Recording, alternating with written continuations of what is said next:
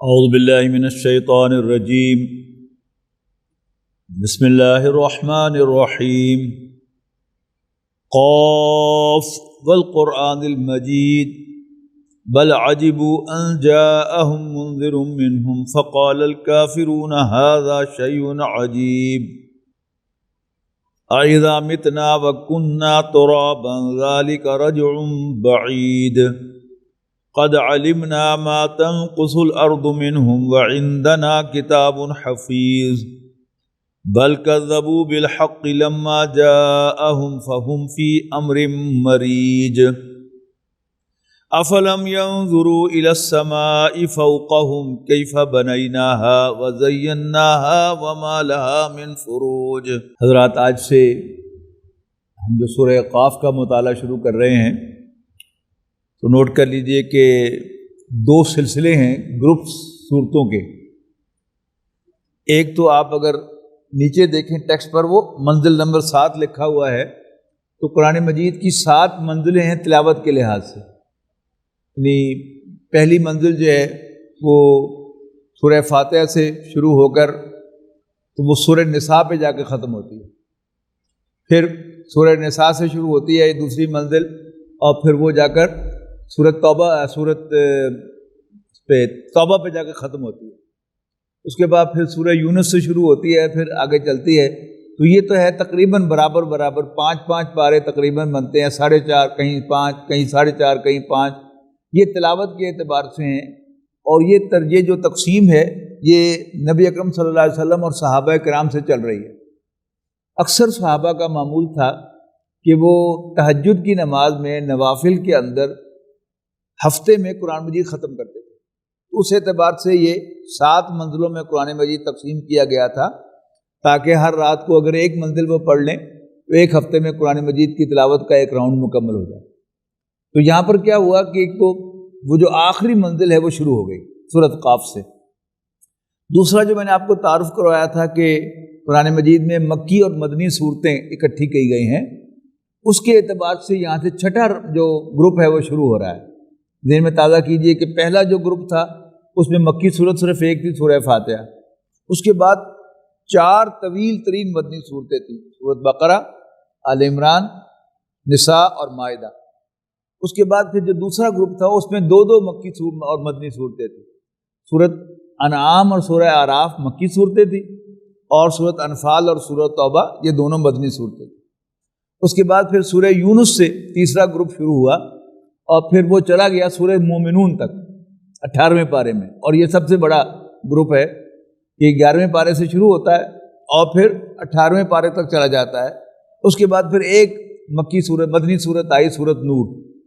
اس کے بعد پھر شروع ہوا یہ مکی صورتوں کا گروپ، اور پھر وہ چلا گیا سورۃ سجدہ تک، اور سورہ سجدہ کے بعد ایک مدنی صورت آئی، سورۃ احزاب۔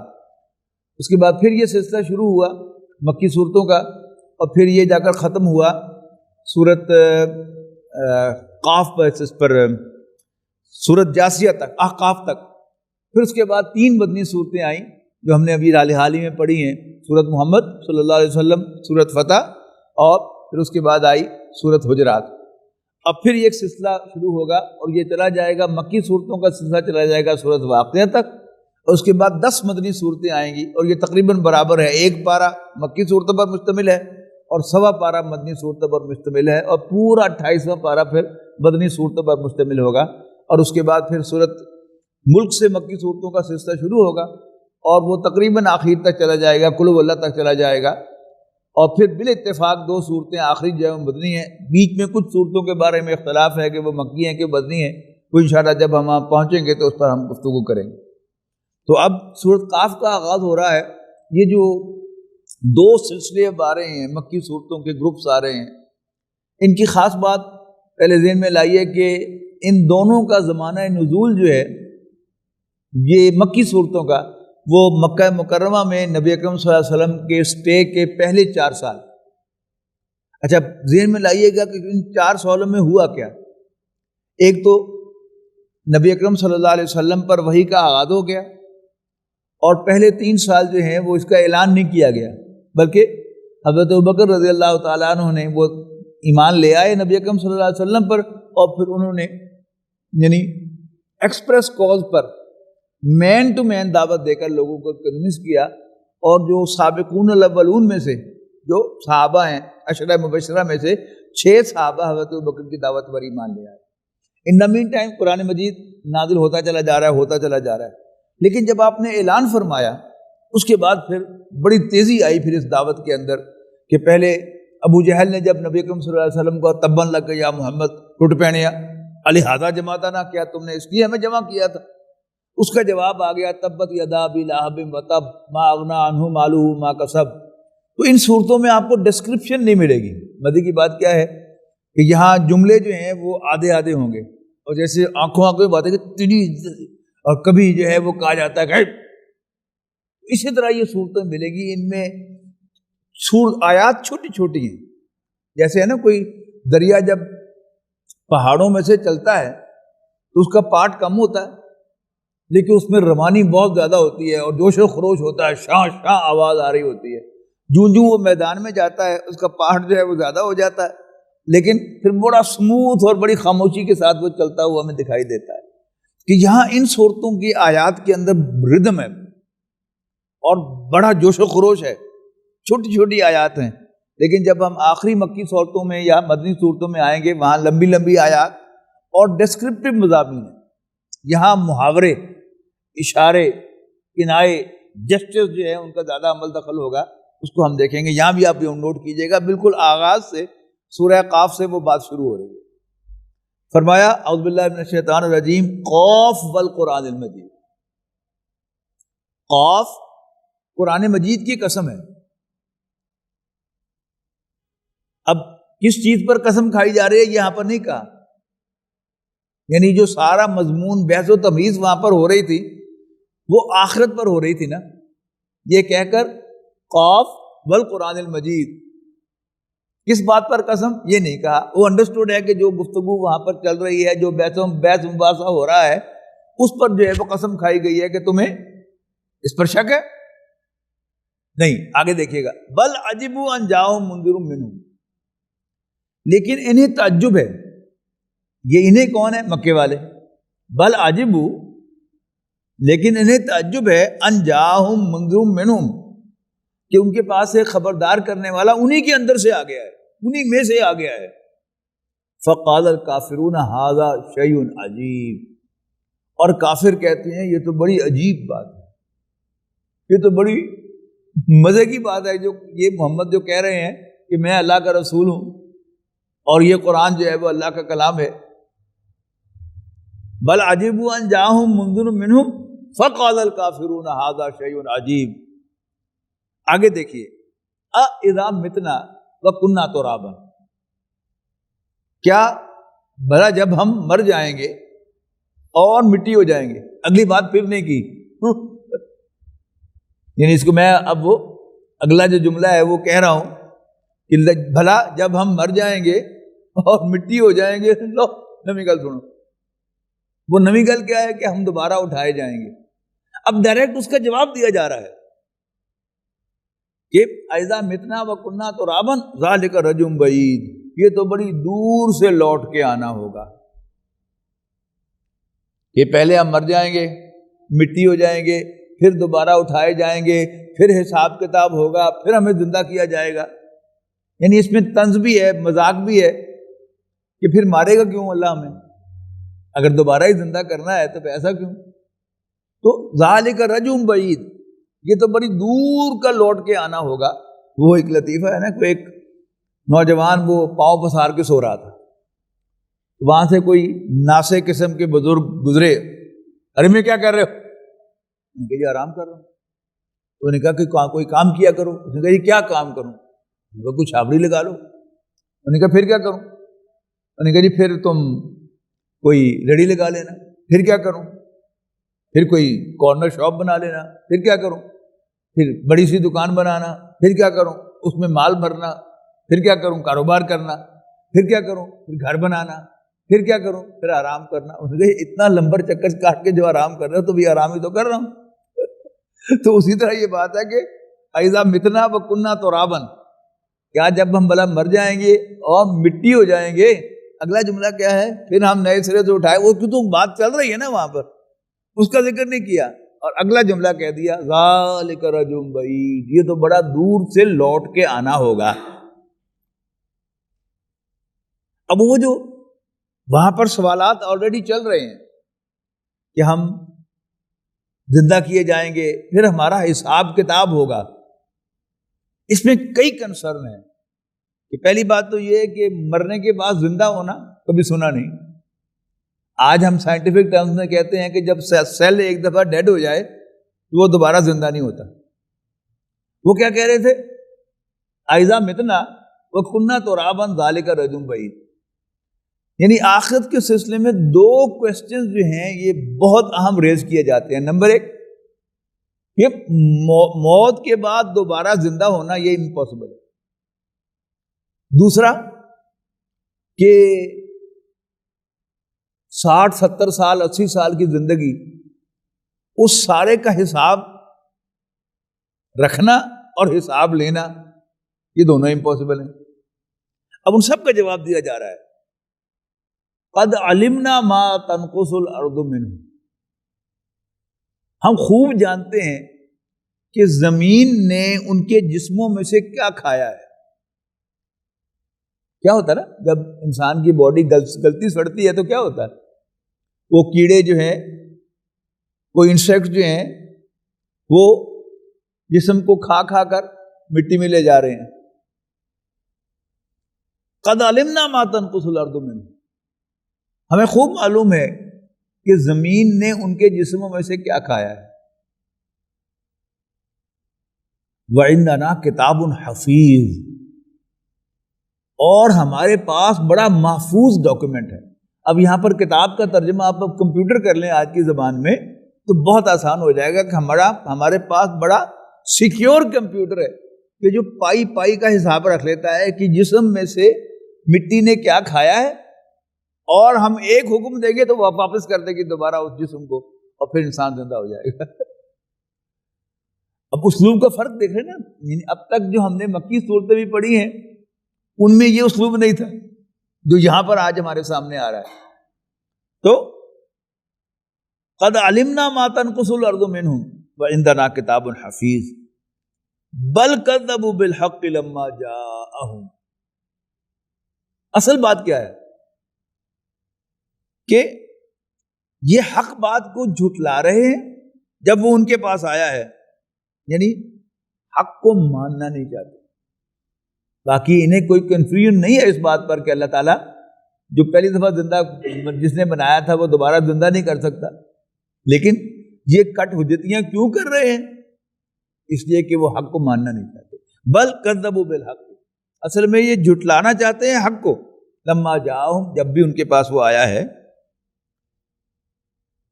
فہم فی امر مریج، اور وہ ایک الجھی ہوئی بات کے اندر پڑے ہوئے ہیں۔ افلم ینظروا الی السماء فوقہم، کیا انہوں نے اپنے اوپر آسمان کو نہیں دیکھا؟ کیف بنیناہا، ہم نے کیسے اس کو بنایا، وزیناہا، اور کیسے اس کو ڈیکوریٹ کیا، وما لہا من فروج، اور اس میں کہیں کوئی فلا نہیں ہے۔ آسمان پر ہمیں کیا نظر آتا ہے؟ سورج، چاند، ستارے۔ مسجد میں ہوگا لگا ہوا وہ سال کا کیلنڈر، آج کی تاریخ میں آپ دیکھیں کہ 30 اپریل کو سورج کتنے بجے نکلا اور آج شام کتنے بجے غروب ہوگا، اور آج شام جو ہے وہ سورج کو غروب ہوتے ہوئے آپ دیکھ لیں، یہ کیلنڈر کتنا پرانا ہے اس کی بھی ڈیٹ پڑھ لیں اور اس کو کنفرم کر لیں کہ اس پورے نظام میں کہیں کوئی فلا نہیں ہے، کوئی سیکنڈز کا بھی فرق جو ہے وہ آپ کو نہیں ملے گا، یہ اتنا پکا نظام ہے۔ تو کیا یہ اپنے اوپر آسمان کو نہیں دیکھتے؟ کیفا بنیناہا، کیسے ہم نے اس کو بنایا، وزیناہا، اس کو ڈیکوریٹ کیا، وما لہا من فروج، اور اس میں کہیں کوئی فلا نہیں ہے، والارض، اور زمین کو بھی نہیں دیکھتے،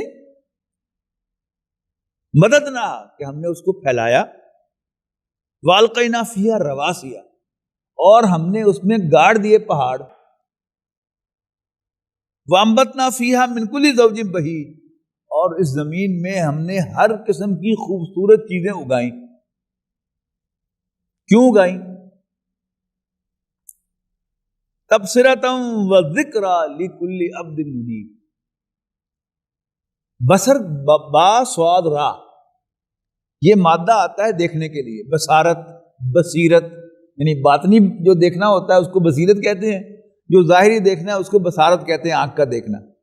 اسی سے تبصرتاً، وہی با سواد را کا مادہ موجود ہے نا، تبصرتاً ایز آئی اوپنرز، یعنی لوگوں کو عبرت دکھانے کے لیے، ان کی آنکھیں کھولنے کے لیے. تبصرتاً و ذکریٰ، اور ان کو یاد دہانی اور نصیحت کے لیے. کس کے؟ لکل عبد منیب، ہر اس شخص کے لیے جو اللہ تعالیٰ کی طرف رجوع کرتا ہو، جو توبہ کرنے والا ہو، اللہ تعالیٰ کی طرف لوٹنے والا ہو، بار بار یعنی بھٹک جائے پھر اللہ کی طرف آئے، بھٹک جائے پھر اللہ کی طرف آئے. ایسے ہر بندے کے لیے کیا ہے؟ یہ آسمان اور زمین جو ہے یہ نشانیاں ہیں اللہ تعالیٰ کی. مزید ایڈ کیا وَنَزَّلْنَا مِنَ السَّمَاءِ مَاءً مُبَارَكًا، اور ہم نے آسمان سے برکت والا پانی اتارا. فَأَنبَتْنَا بِهِ جَنَّاتٍ وَحَبَّ الْحَصِيدِ، پھر ہم نے اس کے ذریعے سے اگائے باغات، وحب الحصید، اور وہ اناج جس کو کاٹا جاتا ہے. وَالنَّخْلَ بَاسِقَاتٍ لَهَا طَلْعٌ نَضِيدٌ، اور لمبی لمبی کھجوریں جو جس کے جو گچھے ہوتے ہیں وہ تہ بتہ ہوتے ہیں. رزقا للعباد، بندوں کو کھلانے کے لیے،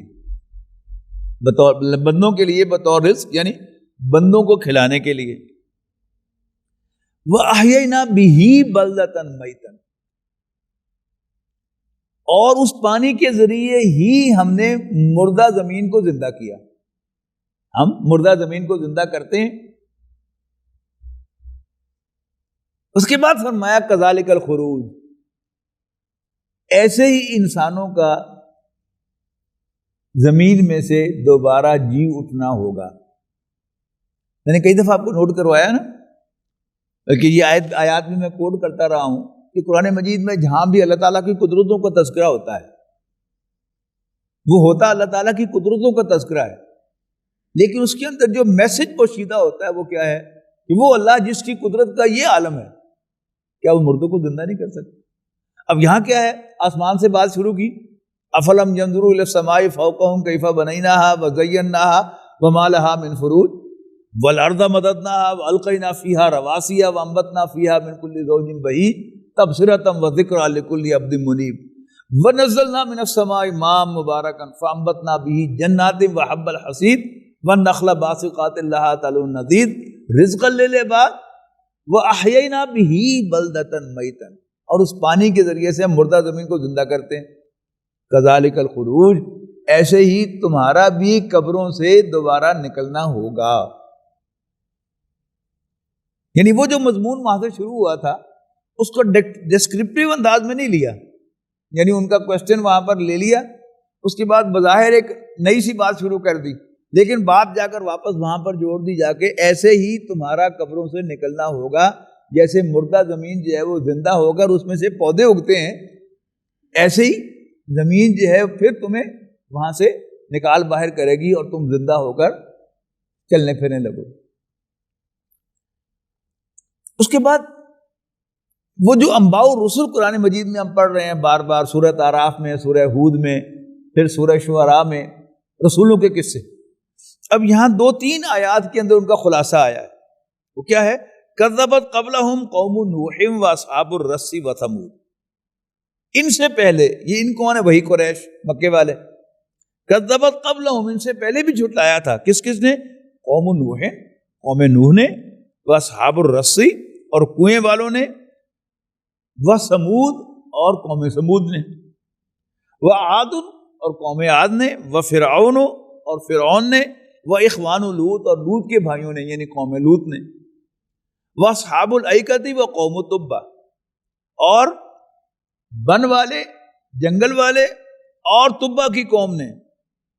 کل کذب الرسل، ان میں سے ہر ایک نے رسولوں کو جھٹلایا، فحق وعید، تو پھر وعید کہتے ہیں ڈانٹ کو، تو پھر ہماری ڈانٹ حقیقت بن گئی کہ ہم نے وارن کیا تھا نا کہ تم پر عذاب آئے گا، تو ہماری وارننگ حقیقت بن گئی، واقعی عذاب آ گیا۔